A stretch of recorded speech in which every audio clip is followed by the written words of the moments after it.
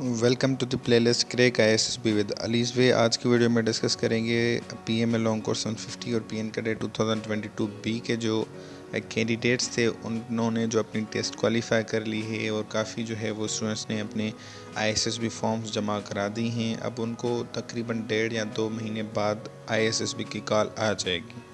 तो ISSB में कौन कौन सी टेस्ट होंगी, आप उनकी तैयारी किस तरह कर सकते हो और उसमें क्या क्या टेस्ट आपकी जो है वो ली जाती हैं, वो जो है वो उसमें डिस्कस करेंगे इस वीडियो में। तो इस वीडियो में ये जो एक है चीज़, ये हमने ये जो लिखी है 5 डेज शेड्यूल, तो ये स्लाइड्स में इंक्लूडेड नहीं है, इसको हम आपको ज़ुबानी ही बता देंगे। ठीक है, तो उसके लिए माजरत, पहले से ही हम कर लेते हैं, आगे बढ़ते हैं। सबसे पहले कि वाट एंड वाई। ठीक है, अब ISSB है क्या और वो क्यों ली जाती है। ISSB जो है वो एक्रोनियम है, शॉर्ट फॉर्म है। किस चीज़ का शॉर्ट फॉर्म है? तो वो शॉर्ट फॉर्म है इंटर सर्विस सिलेक्शन बोर्ड। अब जब ये पाकिस्तान से पहले, ठीक है, ये बोर्ड मौजूद था, जो इंडियन फोर्सेस थी, कंबाइंड फोर्सेस, तो उनके लिए जो है वो ये बोर्ड टेस्ट लिया करता था। तो जब पार्टीशन हुआ तो पाकिस्तान में गुवाहाट में एक सेंटर था, ठीक है, तो वो पार्टीशन में पाकिस्तान को मिला।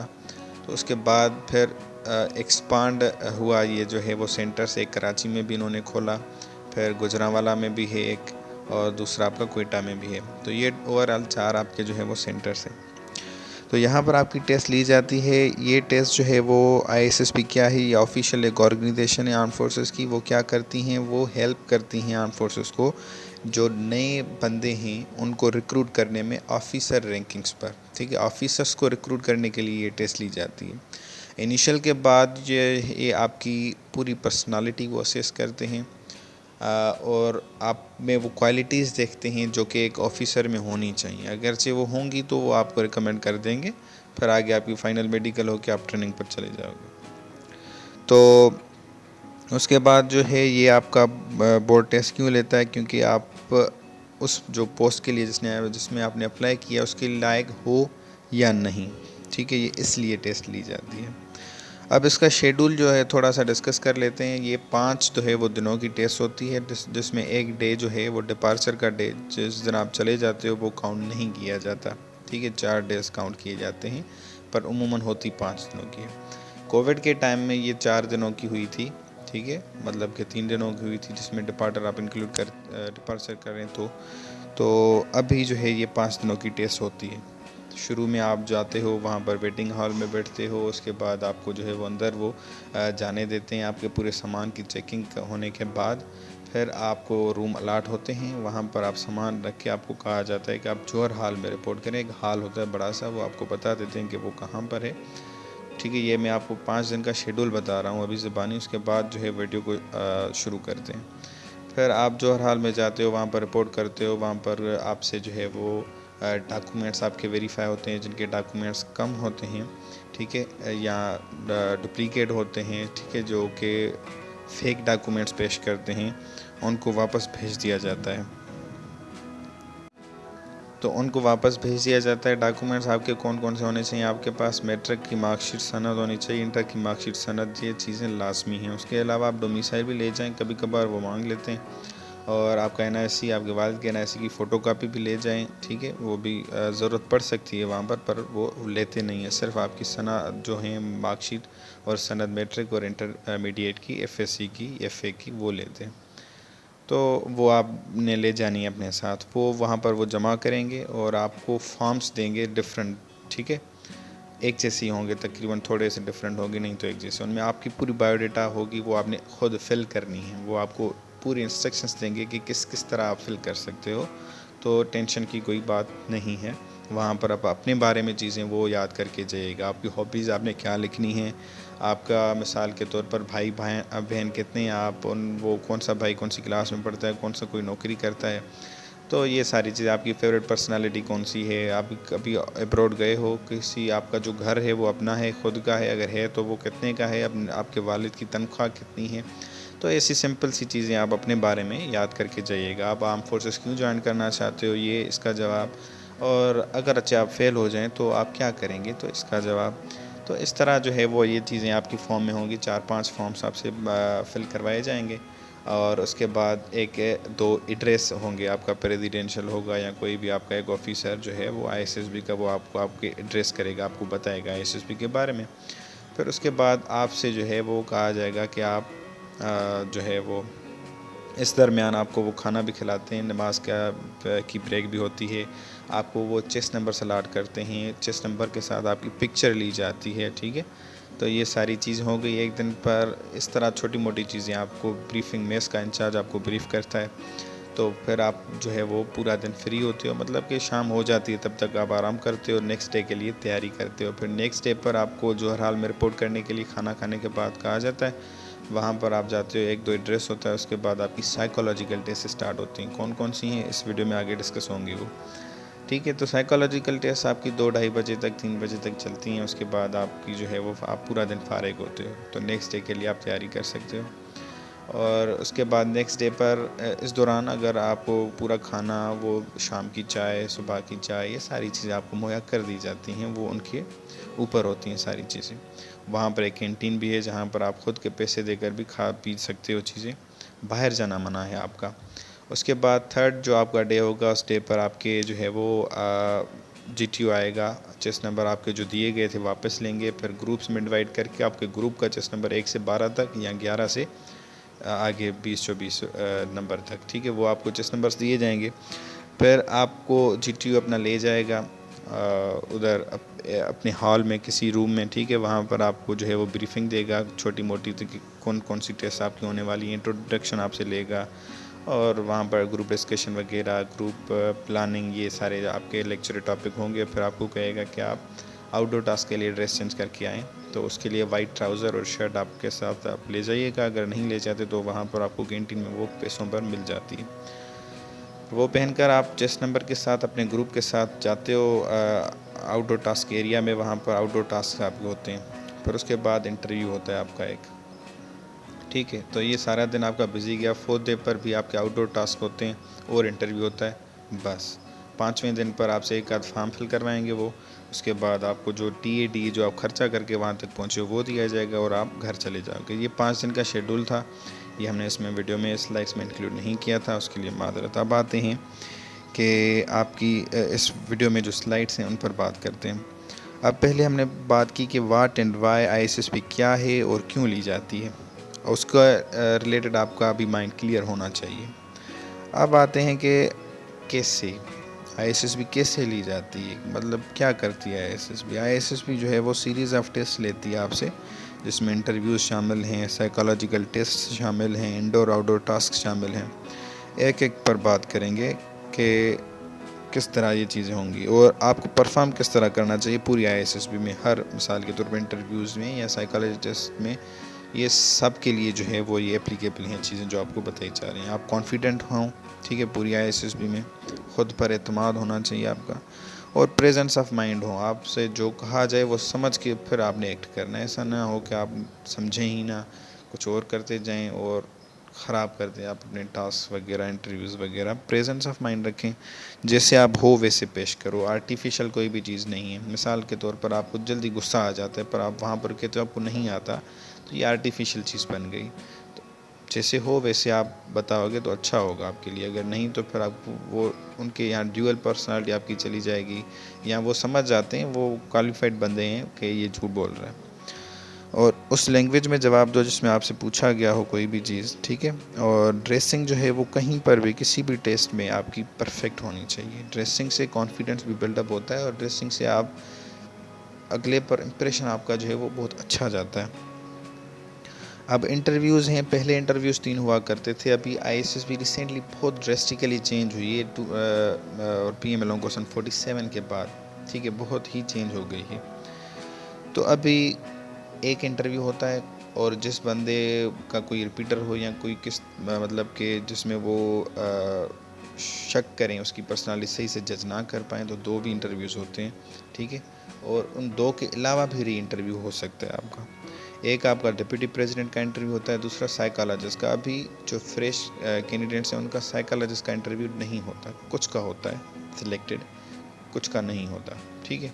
उसके बाद आपका तीसरा एक है वो इंटरव्यू, उसको आप शुमार करें या ना करें। आउटडोर टास्क में एक दफ़ा GTO जब आप कमांड टास्क देने जाते हो वहाँ पर आपसे कुछ सवालात करता है, तो कुछ लोग कहते हैं कि वो भी इंटरव्यू है। ठीक है, वो पूरा आपका इंटरव्यू ही है। जितना टाइम आप GTO के साथ होगे वो हर टाइम आपको जज करेगा। उसके बाद आप परफॉर्म कर, जैसे आपने इनिशियल इंटरव्यू में किया था वैसे ही आपसे इंटरव्यू होगा, तो इसमें कोई डिफरेंट बात नहीं है। और आंसर्स जो आपने देने हैं, जैसे आपने फॉर्म्स में पहले दिन पर जो लिखे थे, जिस तरह हॉबीज़ जो लिखी थी या फेवरेट पर्सनालिटी या कैसा भी कुछ आपने लिखा था, तो उसके रिलेटेड ही आपने जवाब देना है, डिफरेंटली आपने जवाब नहीं देना और कॉन्फिडेंट रहना है। फिर आते हैं साइकोलॉजिकल टेस्ट पर। साइकोलॉजिकल टेस्ट आपकी जो सेकंड डे था, जिसको फर्स्ट टेस्टिंग डे भी कहा जाता है, ठीक है, उस दिन पर आपसे ये टेस्ट ली जाती हैं। सेंटेंस कंप्लीशन टेस्ट, कुछ इनकम्प्लीट सेंटेंसेस होते हैं उर्दू में और आपके इंग्लिश में भी, तो वो आपने कंप्लीट करने होते हैं, तो उससे वो आपकी पर्सनालिटी जज करते हैं। ठीक है, तो आपको नहीं पता कि वो किस तरह पर्सनालिटी जज करते हैं, पर वो करते हैं। तो इसलिए हम कहते हैं आपको कि इंटरव्यू में जैसे आप हो वैसे जवाब बात दो, क्योंकि जैसे आप हो उन्होंने वो आपकी साइकोलॉजिकल टेस्ट में देख लिया है। तो आप डिफरेंटली अगर आप अप्रोच वहाँ पर इस्तेमाल करोगे, वो समझ जाएंगे ये झूठ बोल रहा है, और जो झूठ बोलता है उसकी इंटीग्रिटी पर शक किया जाता है और वो डायरेक्टली फेल हो जाता है। अब मिसाल के तौर पर कुछ सेंटेंसेस ऐसे वो दे देते हैं जिसमें आपका डर ज़ाहिर होता है। सेंटेंस आप बना, आपको नहीं पता कि किस तरह डर ज़ाहिर हो रहा है, पर हो जाता है। ब्रेवनेस ज़ाहिर हो जाती है, खुशी ज़ाहिर हो जाती है, एहसास कमतरी ज़ाहिर हो जाती है। सिर्फ सेंटेंसेस में नहीं, वर्ड एसोसिएशन टेस्ट में आपको प्रोजेक्ट पर एक वर्ड दिखाया जाता है, 9 सेकंड का टाइम होता है, आपने उस पर सेंटेंस बनाना है, फिर नेक्स्ट वर्ड, फिर नेक्स्ट वर्ड, इस तरह से आपको वर्ड एसोसिएशन टेस्ट ली जाती है। फिर थीमेटिक परसेप्शन टेस्ट में आपको एक पिक्चर दिखाई जाती है, उस पर आपने स्टोरी लिखनी होती है। एक लाइन आपको सेंटेंस इनकम्प्लीट दिया जाता है, उस पर आपने स्टोरी लिखनी होती है। ऐसे राइटिंग में आपको ऐसे टॉपिक दिया जाएगा, उस पर आपने अपने ऐसे लिखना है, जैसे इनिशियल इंटरव्यू से पहले आजकल लिया जाता है, पहले नहीं होता। और ISSB में भी पहले, अभी जो रिसेंटली ISSB 147 के से पहले नहीं हुआ करता था ये ऐसे, पर अगर आप बहुत माजी में चले जाएं तो ऐसे हुआ करता था। अब सिचुएशन रिएक्शन क्वेश्चंस हैं, ये इंटरव्यू में भी आपसे पूछे जाते हैं, रिटन फॉर्म में भी साइकोलॉजिस्ट आपसे लेता है। मिसाल के तौर पर आपके पास 1 लाख रुपए आपको दिया जाए या 10 लाख रुपए, आप क्या करोगे? तो ये सिचुएशन रिएक्शन टेस्ट इस तरह के क्वेश्चंस होते हैं। इसमें आपको किसी प्रॉब्लम में फेंक दिया जाता है, उसका हल आपने निकालना है। और इंटरव्यू भी एक साइकोलॉजिकल टेस्ट ही है। अब इसके बाद इंडोर और आउटडोर टास्क पर आते हैं। इंडोर टास्क में आपका एप्टीट्यूड चेक किया जाता है, आपका बिहेवियर, आप बिहेव किस तरह कर रहे हो, टॉक किस तरह कर रहे हो, बोल किस तरह रहे हो, बैठना उठना, GTO हर चीज़ नोट करता है। और सेंस ऑफ टीम वर्क आप में है, क्योंकि वो टीम के बगैर टास्क होते हैं तकरीबन, तो उसमें आपका टीम वर्क वो देखते हैं। लीडरशिप आपकी स्किल्स देखते हैं, क्योंकि लीडर कोई भी नहीं होता कभी कभार ग्रुप का। तो ये सारी चीज़ें आउटडोर टास्क में भी सेम होता है। उसमें आपकी एक और चीज़ चेक की जाती है, फिज़िकल एंडोरेंस, आप फिज़िकली कितने स्ट्रॉन्ग है, फिज़िकली आप कितना जो है वो परफॉर्म कर सकते हो। तो ये सारी चीज़ें, अब इन पर हमने तो ये आपको एक ब्रीफ ओवरव्यू दे दिया ना सारी चीज़ों का। अब इस पर आपको जो है वो किस तरह जो है वो आप ये चीज़ें सीख सकते हो, कहाँ से? एक तो आप किताब डोगर्स वालों की कोई भी ले लें, उसमें आपको पूरी टास्क बताए जाएंगे कि कौन कौन से टास्क होते हैं, क्या क्या होता है, वो सारा ओवरव्यू होता है। फिर उसके रिलेटेड आप मेंटली अपने आप को प्रिपेयर कर सकते हो।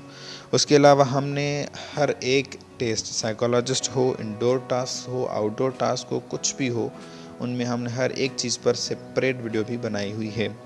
ISSB जो गाइड सीरीज़ है, इसमें तकरीबन 200 वीडियोज़ हैं अपलोडेड, हमारी प्लेलिस्ट है यूट्यूब पर, तो उसमें आप जाकर देख सकते हो। वीडियोस हैं, क्रैक ISSB में भी हैं, ये भी प्लेलिस्ट है।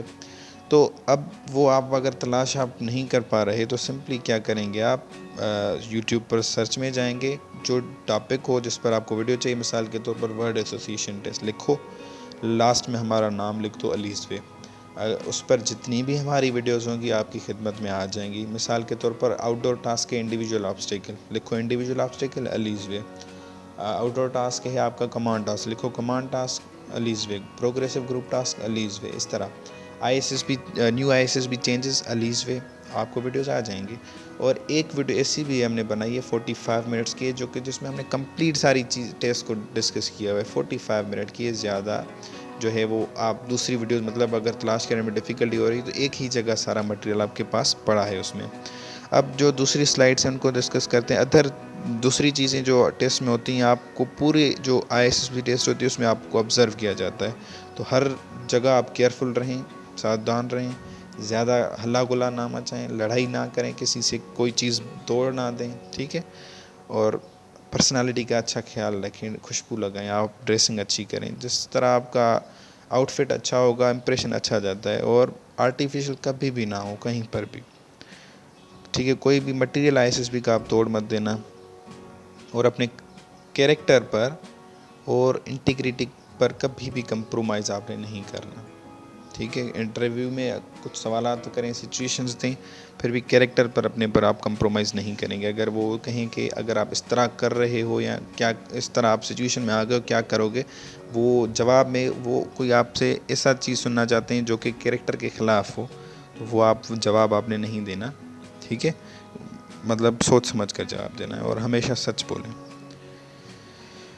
और एक अमूमन क्वेश्चन पूछा जाता है कि एकेडमी ज्वाइन करनी चाहिए या नहीं एकेडमी ज्वाइन करनी चाहिए। तो एकेडमीज़ एक बेनिफिशियल है, गाइडेंस देती हैं आपको। और आउटडोर टास्क्स में वो उनके पास एक होती हैं चीज़ें, तो वो आपकी हेल्प आउट हो जाती है आउटडोर टास्क में। मतलब फ़िज़िकल एंड्योरेंस आपकी अच्छी हो जाती है। और अगर आप मतलब पैसे भर सकते हो एकेडमी के, तो आप ज्वाइन करो, पर उन पर ब्लाइंडली ट्रस्ट मत करें। जो भी वो कहें वो सारा सच नहीं होता कभी कभार, या हम भी जो कह रहे हैं उसमें भी अब हम पर भी ट्रस्ट मत करो, मैं ये भी कहता हूँ आपको, ठीक है। जो आप समझ रहे हो कि ठीक है, उस पर ही आपने जो है वो चलना है। और अपनी पर्सनालिटी जो आपकी होती है, एकेडमीज़ का ये एक एडमिटेड इफेक्ट है कि वो आपकी पर्सनालिटी बिगाड़ देते हैं। एक आर्टिफिशियल पर्सनालिटी आप में इन्फ्यूज़ कर देते हैं, ठूस देते हैं। फिर वो आप पता चल जाता है ISSB में उनको कि यार इसकी जो है वो अकेडमी लगी हुई है, ये खुद अपने आप को खो चुका है अब।